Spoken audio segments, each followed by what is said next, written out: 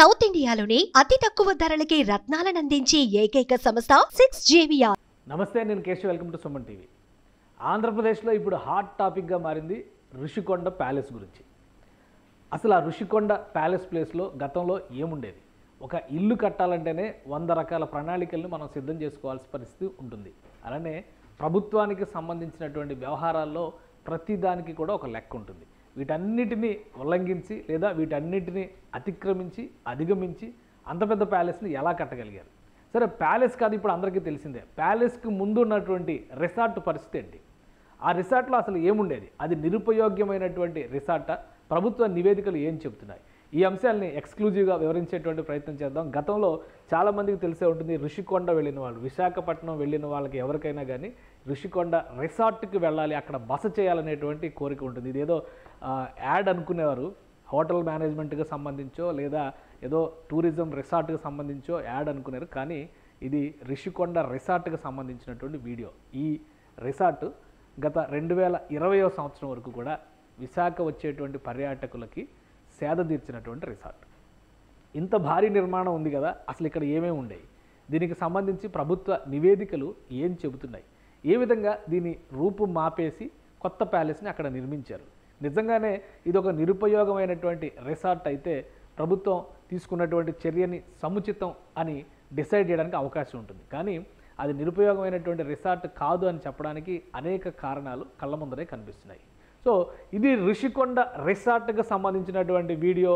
మొన్నటి వరకు అంటే 2020వ సంవత్సరం వరకు ఉన్నటువంటి రిసార్ట్ పరిస్థితి ఇది. ఇక్కడ ఒక కొత్త నిర్మాణాన్ని చేపట్టేటువంటి క్రమంలో కేంద్ర ప్రభుత్వానికి అనేక విభాగాలకు సంబంధించి, ఎందుకంటే Rushikonda blue tag certified beach అంటే అక్కడ పర్యావరణాన్ని పరిరక్షించాల్సినటువంటి బాధ్యత ఖచ్చితంగా ప్రభుత్వ వ్యవస్థలకు ఉంటుంది. ఈ క్రమంలోనే ఒక కీలకమైనటువంటి బీచ్గా దీన్ని గుర్తించారు. ఆ బీచ్ పరిసర ప్రాంతాల్లో ఎలాంటి కమర్షియల్ యాక్టివిటీ కూడా చేయకూడదు, దానికి ప్రత్యేకంగా అనుమతులు తీసుకోవాల్సినటువంటి అవసరం ఉంది. ఈ నేపథ్యంలోనే కేంద్ర పర్యావరణ శాఖకి రాష్ట్ర ప్రభుత్వం, ఆంధ్రప్రదేశ్ ప్రభుత్వం, అప్పటి ప్రభుత్వం రాసినటువంటి లేఖలు, అలానే జరిపినటువంటి ఉత్తర ప్రత్యుత్తరాల సారాంశంగా చూస్తే ఋషికొండ రిసార్ట్లో ఏముందనేది ప్రభుత్వ నివేదికలే తేటతెల్లం చేస్తున్నాయి. ఇది ministry of environment and forest and climate change, ఇది కేంద్ర ప్రభుత్వానికి సంబంధించినటువంటి సంస్థ.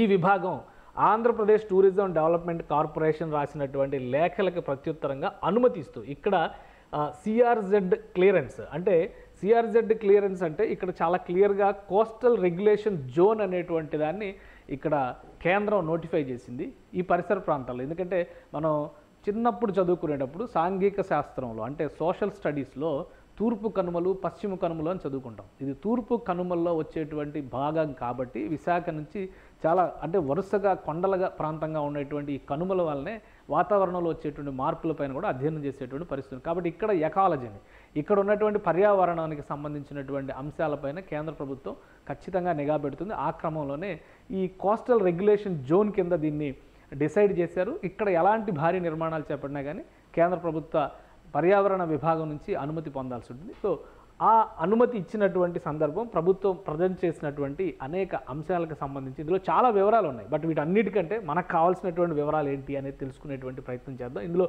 ఏపీటీడీసీ ఒక రిసార్ట్ని అంటే ఒక టూరిజం డెవలప్మెంట్ కోసం ఒక రిసార్ట్ను కడుతున్నట్టుగా ప్రతిపాదన పెట్టింది. అదే క్రమంలో అక్కడ ఏముందో కూడా వివరించింది. ప్రజెంట్ ఇక్కడ ఉన్నటువంటి అంశాలు, ద ప్రపోజ్డ్ ప్రాజెక్ట్ అనేది ఇది పూర్తిగా comprises of private luxury villas, beach facing suites, master suites, guest suites, dining spaces, cafeterias, gymnasium, swimming pools, banquet halls, security spaces, front desk and back office services areas and kitchens. So ఇవి కొత్తగా propose చేసినటువంటి ప్రాజెక్టులో భాగం అనేటువంటి మాట. Project పేరు కానీ details కానీ లేవు, బట్ కొత్తగా ప్రపోజ్ చేసినటువంటి ప్రాజెక్టులు ఇంకా స్విమ్మింగ్ పూల్స్ కూడా ఉన్నాయంట ప్రపోజల్లో. మరి ఆ ప్యాలెస్ ముఖ చిత్రాలు మాత్రమే మనకు వచ్చినాయి కాబట్టి వెనక వైపు ఏమైనా ఉన్నాయా తెలియదు. బట్ అక్కడ ఉన్నటువంటి రిసార్ట్ గురించి కూడా ఇదే డిస్క్రిప్షన్లో ఆంధ్రప్రదేశ్ ప్రభుత్వం వివరించింది. దాన్ని కేంద్ర ప్రభుత్వం తన రిప్లై లెటర్లో కోట్ చేసింది. ద రిసార్ట్ హ్యాజ్ 58 రూమ్స్ అంటే ఆల్రెడీ అక్కడ ఉన్నటువంటి ఋషికొండ రిసార్ట్ ఇప్పుడు ధ్వంసమైనటువంటి రిసార్ట్కి సంబంధించి 58 రూములు అక్కడ ఉన్నాయి. అంటే 58 గదులతో కూడినటువంటి రిసార్ట్ అది. అలానే 1 conference hall, 1 bar and restaurant with a total plinth area about 48,000 SFT. 48,000 SFT అనేది ఇక్కడ ముఖ్యమైనటువంటి అంశం. ఎందుకంటే కొత్తగా నిర్మించినటువంటి ఈ భవనం దాదాపు 2,14,000 చదరపు అడుగుల విస్తీర్ణంలో ఉంది. అంటే 4,439 స్క్వేర్ మీటర్స్లో ఉన్నటువంటి రిసార్ట్ ఇది, రిషికొండ రిసార్ట్. సో ఆ రిసార్ట్లో ఏమేమి ఉన్నాయి అది కూడా ఒకసారి చూద్దాం. ఓల్డ్ బ్లాక్లో, అందులో రెండు బ్లాక్లు ఉన్నాయి, ఒకటి ఓల్డ్ బ్లాక్, ఒకటి కొత్త బ్లాక్. అంటే ఓల్డ్ బ్లాక్లో ఉన్నటువంటి నిర్మాణాలు చూస్తే standard rooms 12, AC deluxe rooms 20, అలానే సూట్ రూమ్స్ 2. మొత్తం గ్రౌండ్ ఫ్లోర్ 730 స్క్వేర్ మీటర్స్, అలానే ఫస్ట్ ఫ్లోర్ 730 స్క్వేర్ మీటర్స్, మొత్తం కలిపి 1460 స్క్వేర్ మీటర్స్లో బిల్టప్ ఏరియా ఉంది. ఇది ఓల్డ్ బ్లాక్కి సంబంధించినటువంటి డిస్క్రిప్షను. కూల్చివేయబడినటువంటి ఋషికొండ రిసార్ట్లో ఉన్నటువంటి ఓల్డ్ బ్లాక్ ఇది. సో కొత్త బ్లాక్లో ఎలాంటి నిర్మాణాలు ఉన్నాయి దాని డేటా కూడా ఇందులోనే పొందుపరిచారు. కొత్త బ్లాక్లో ఉన్నటువంటి నిర్మాణాలని ఒకసారి మనం పరిశీలిద్దాం. ఇది రెస్టారెంట్ బ్లాక్, అందులో మొత్తం 4 విభాగాలుగా ఉంది. ఓల్డ్ బ్లాక్ వదిలేస్తే కనుక దాని తర్వాత రెస్టారెంట్ బ్లాక్లో restaurant, open seating, kitchen and stores, ladies and gents toilets, అది 290 స్క్వేర్ మీటర్స్లో ఉన్నటువంటి స్పేస్ అది. అలానే కాన్ఫరెన్స్ హాల్ బ్లాక్ అనేది ఇంకొకటి ఉంది. ఎందుకంటే ఇది ఎవరైనా బిజినెస్ పర్సనాలిటీస్ దీన్ని తమ ఈవెంట్ల కోసం బుక్ చేసుకుంటే అక్కడ కాన్ఫరెన్స్ హాల్స్, సమావేశాలు నిర్వహించడానికి కూడా అనుకూలంగా ఈ రిసార్ట్ని అప్పుడే తీర్చిదిద్దారు. సో అందులో ఏమేమి ఉన్నాయి? Conference hall, lounge, lobby, souvenir shop and ladies and gents toilets, అది 387 ఎస్ఎఫ్టీ ప్లస్ ఇది మొత్తం కలిపి చూస్తే కనుక 926 స్క్వేర్ మీటర్స్లో నిర్మాణం అయినటువంటి స్పేస్ అది. ఇక న్యూ బ్లాక్ కూడా ఇందులో ఉంది, కొత్తగా నిర్మించినటువంటి బ్లాక్ ఇది. ఈ బ్లాక్ పరిస్థితితో ఇందులో 24 రూమ్స్ ఉన్నాయి. అంటే AC executive rooms, AC luxury rooms, presidential suit, public utilities. అంటే పబ్లిక్ యూటిలిటీస్ అనే వేరే అంశాలు వస్తాయి ఇందులో. సో ఇది ఒక 1070 మొత్తం కలిపి 1761 square metres, 1761 square metres. Total built up area చూస్తే కనుక 4,439గా డిసైడ్ చేశారు. అంటే 48,000 చదరపు అడుగుల విస్తీర్ణంలో ఈ ఓల్డ్ బ్లాక్ ఉండేది.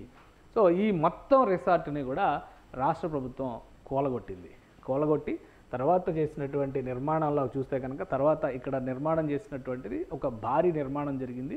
ప్రపోజల్లో అది టూరిజం పర్పస్లో కడుతున్నట్టుగా చెప్పారు. ఓపెనింగ్ రోజున అప్పటి టూరిజం శాఖ మంత్రి రోజా గారు ఒక క్లారిటీ ఇచ్చారు.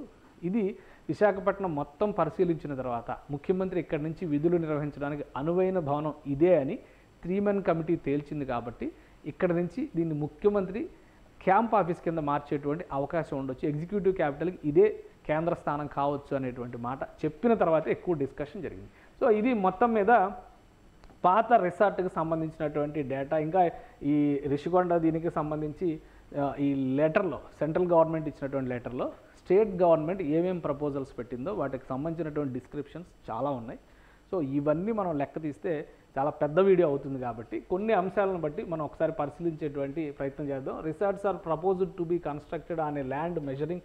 ఇక్కడ ఇప్పటివరకు మనం ఇందాక చూసినటువంటి పెద్ద రిసార్ట్ అంతా కూడా కేవలం 5.5 ఎకరాల్లో మాత్రమే నిర్మాణం అయింది. సో ఇక్కడ ల్యాండ్ పెంచడం కోసం దానికి సంబంధించి 9.88 ఏకర్స్ అంటే దాదాపు 10 ఎకరాల స్థలంలో 7 బ్లాకులుగా మేము నిర్మాణం చేస్తాము. Built up area 19,967 square metres. అంటే ఇదే 2,14,000 పైగా స్క్వేర్ ఎస్ఎఫ్టీ కింద మారుతున్నటువంటి స్పేస్ ఇది. సో ఇది మొత్తం అప్పుడే 2022కి కంప్లీట్ చేస్తాం అనేటువంటి ప్రతిపాదన చేసింది. Proposed site for development of tourism project లొకేషన్స్తో సహా డీటెయిల్స్ ఇచ్చింది. అలానే విశాఖపట్నం రైల్వే స్టేషన్కి ఎంత దూరంలో ఉంది, గూగుల్ మ్యాపింగ్లో ఏమొస్తుంది, దాని పక్కన ఉన్నటువంటి వైల్డ్ లైఫ్ శాంక్చురీస్, ఎందుకంటే పర్మిషన్ ఇవ్వాల్సింది పర్యావరణ శాఖ కాబట్టి దానికి సంబంధించినటువంటి కంబాలకొండ వైల్డ్ లైఫ్ శాంక్చురీ దీని పరిధిలోకి వస్తుంది. అలానే మినిస్ట్రీ ఆఫ్ ఎన్విరాన్మెంట్ ఫారెస్ట్ నుంచి ఎందుకు పర్మిషన్స్ తీసుకోవాలి, ఆ డీటెయిల్స్ అన్నీ కూడా ఇందులో పొందుపరిచారు.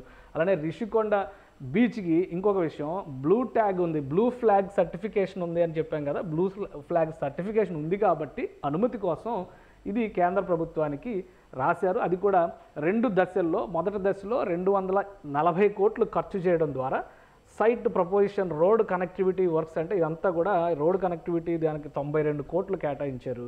అలానే స్టేజ్ 2లో వచ్చేసి బిల్డింగ్ ప్రాజెక్టుకు సంబంధించి 148 కోట్ల రూపాయలు ఖర్చు పెడుతున్నట్టుగా మెన్షన్ చేశారు. ఇక్కడ రోడ్ కనెక్టివిటీ సైట్ ప్రిపరేషన్లో ఉన్నటువంటి ప్రధానమైన ఆస్పెక్ట్ ఏంటంటే ఆల్రెడీ అక్కడ ఉన్నటువంటి రిసార్ట్ను కూలగొట్టడానికి ఉపయోగించినటువంటి ధనం కింద మనం దీన్ని చూడాల్సి ఉంటుంది. అంటే మొత్తం 92 కోట్ల రూపాయల దాకా ఖర్చు పెట్టి ఈ కొత్త బ్లాక్స్ మేము నిర్మించబోతున్నాం. ఆ కొత్త బ్లాక్స్ పేర్లు కూడా అప్పుడే ప్రపోజ్ చేశారు.